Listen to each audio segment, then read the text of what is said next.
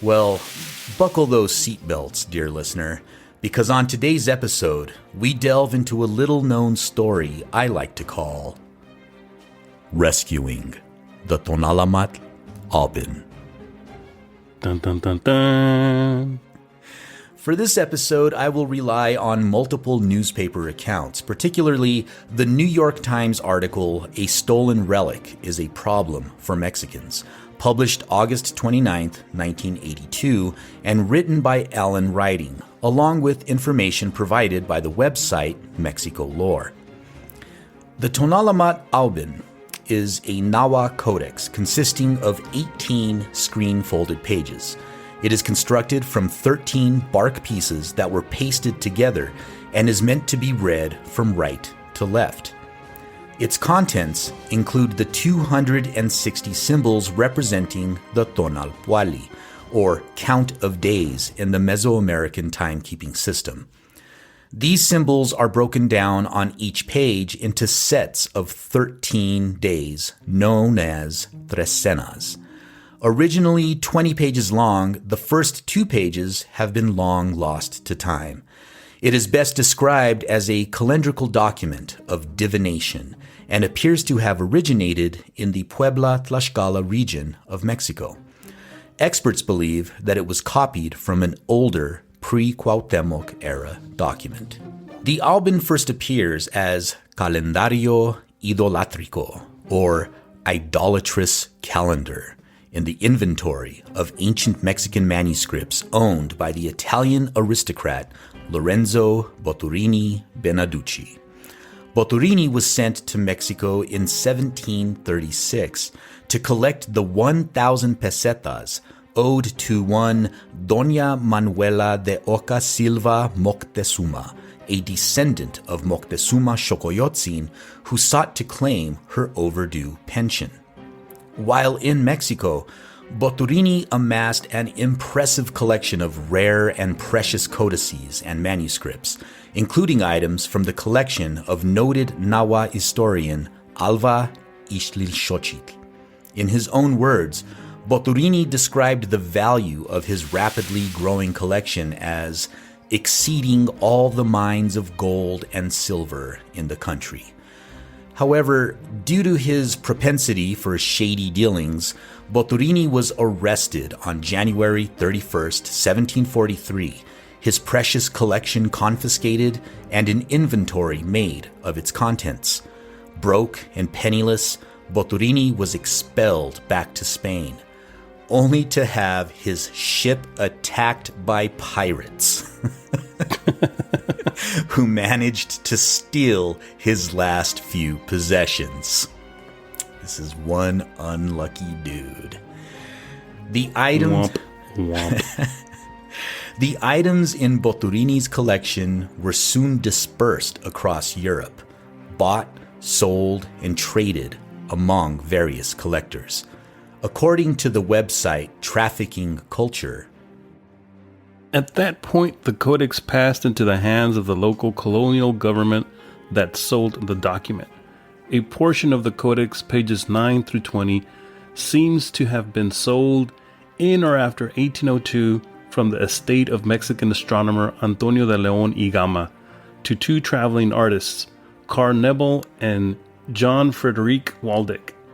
It is possible that Nebel purchased the codex, then sold it to Waldeck, and then Waldeck sold the codex to Joseph Marius Alexis Aubin in Paris in 1841. Aubin eventually obtained pages 3 through 8 of the codex, but it is unclear when and under what circumstances. The complete document was purchased by Charles Eugene Espidon Goupil in 1889, along with 383 other Mesoamerican manuscripts from the Aubin collection. The Aubin Tonalamatl was then donated to the Bibliothèque Nationale de Paris by Goupil's widow in 1898. It was there, in Paris, that the Tonalamatl Aubin appeared destined to sit in relative obscurity among countless other Mesoamerican artifacts. However, all of that would change a mere 84 years later. Enter the Mexican. On Friday, June 18, 1982, a 36-year-old Mexican journalist and lawyer sat in the French National Library, hereafter referred to as the BNF, in Paris, looking over some Mesoamerican codices. When he had finished, he returned the wooden boxes containing the illustrated parchments and left the building. Days later, library officials discovered that one of the documents, the Tonalamatl Aubin, was missing. José Luis Castaneda del Valle of Cancun, Mexico, had presented credentials to the National Library and asked for permission to examine the codices as part of his research. Once alone, he hid the Tonalamatl Aubin on his person, returned the box it came in, and headed straight to the airport.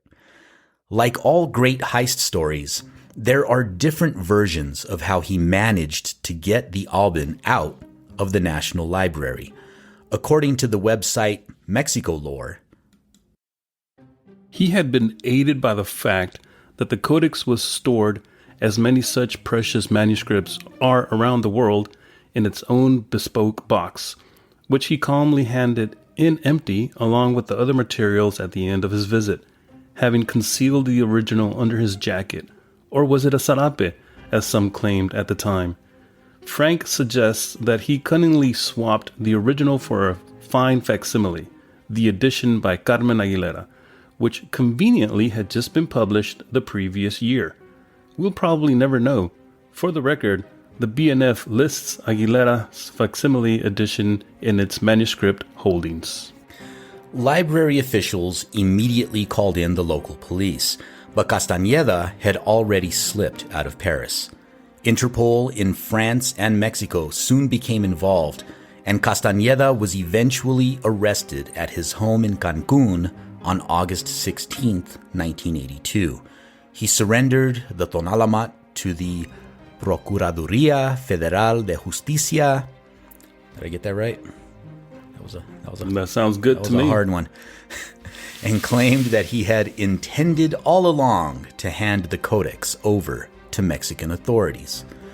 The French embassy demanded the return of the codex, but Castaneda stirred up a wave of Mexican nationalism by asserting that he had rescued a piece of Mexico's cultural heritage that had been stolen from the country more than a century before. Newspapers argued that extradition of such a Mexican patriot was surely out of the question. He told one reporter, "It was stolen from Mexico, and now we have recovered stolen property." However, the fact that he kept the codex at home for 2 months and only handed it in when arrested made many suspect that he planned to sell it on the lucrative antiquities market. Ultimately, only Castaneda knew his true intentions regarding the codex. Inevitably, a diplomatic fight broke out between Mexico and France, the former portraying Castaneda as a hero and the latter labeling him a common criminal. One person's hero is another person's smuggler. Right? The event tested the strongly nationalistic views of both countries regarding questions of cultural heritage and national identity. After French officials had publicly denounced the financial and intellectual imperialism of the United States only a few weeks prior to Castaneda's rescue of the Aubin, France struck a decidedly different tone when it came to themselves. The return of part of a national patrimony to the country of origin is a different issue, argued Pierre-Henri Guinard, spokesman at the French embassy. That can be discussed and negotiated at the UNESCO. But here we're dealing with a common crime. Our reaction is the same as Britain with the Falklands. There was a theft, and we cannot accept the theft. Another foreign diplomat said that any decision by France to drop the case would set a dangerous precedent. Can you imagine Greeks trying to steal the Elgin marbles from the British Museum, the Italians trying to steal the Mona Lisa from the Louvre, and so on? He asked. It could be chaos. Sounds like my kind of chaos. The French historian Emmanuel Leroy-Ladurie, director of the BNF in the mid-1980s, refused to allow any Mexican to cross the threshold of the library ever again. God. I wonder if he ordered one of those signs from the United States, one of the no Mexicans or dogs allowed. No Mexicans, no pets, no dogs, no cussing, no fussing. He could have bought one of those signs from Texas. And he demanded the return of the manuscript on a legal basis. It had been in the BNF since 1898, donated by Eugene Goupil's widow in accordance with her husband's will. Eventually, the two countries would come to an agreement that allowed France to save some face. The Tonalamatl Aubin was symbolically handed over to Roberto Garcia Moll, the director of INA, Mexico's National Institute of Anthropology and History, by Pierre Charest, a high-ranking French diplomat. French officials agreed that while the document legally belongs, quote-unquote, to France, it would remain on permanent loan to Mexico. And to this day, the Tonalamatl Aubin rests in Mexican hands, returned home by a daring young reporter named José Luis Castaneda del Valle.